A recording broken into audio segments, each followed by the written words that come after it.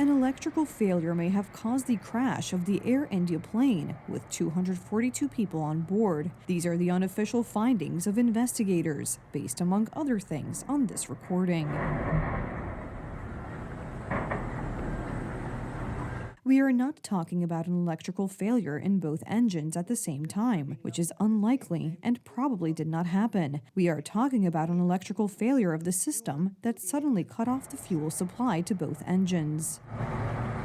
A few seconds after takeoff, the pilots lost control of the engines. The captain managed to send a message that the plane was not gaining altitude. A moment later, tragedy struck. Technical elements within the aircraft, but you have the environmental implications as well. What was happening in the environment? Wind speeds, was there any obstruction in terms of visibility? What exactly was happening in terms of airport movements of aircraft?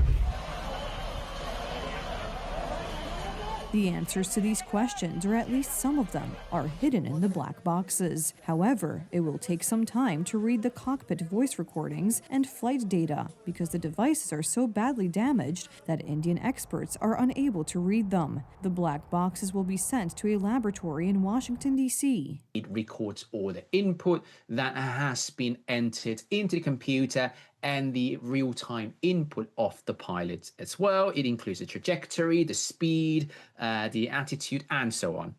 The other one is the cockpit voice recorder. So as the name suggests, it includes the conversations in the cockpit.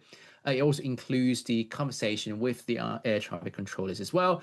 Why it is so important? Because we then can identify whether there were any oral signals, warnings in the cockpit, and what conversations have taken place, what checklists and procedures they have done in the cockpit.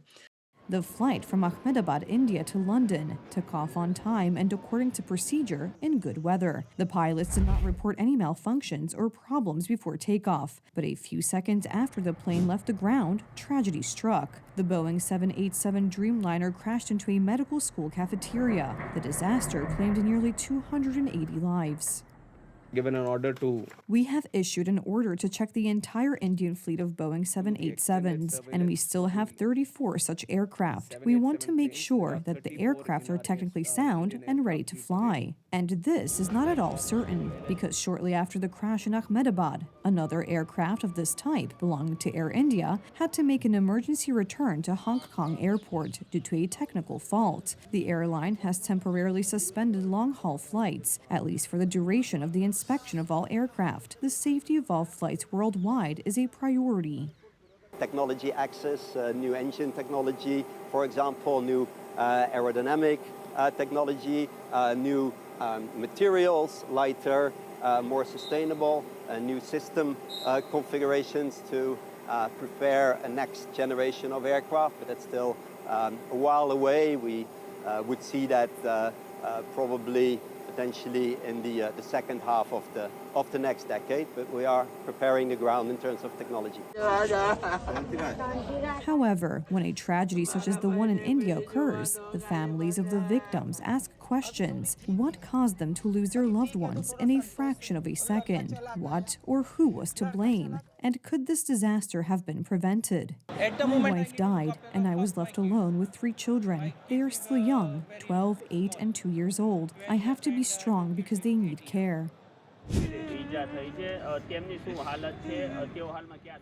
The families of the victims whose bodies have been identified say goodbye to their loved ones. Also present is the sole survivor of the crash, Vishwas Kumar Ramesh. He survived, but his brother, who was on the same plane, died along with the other passengers, crew members, and students from the medical school on which the plane crashed.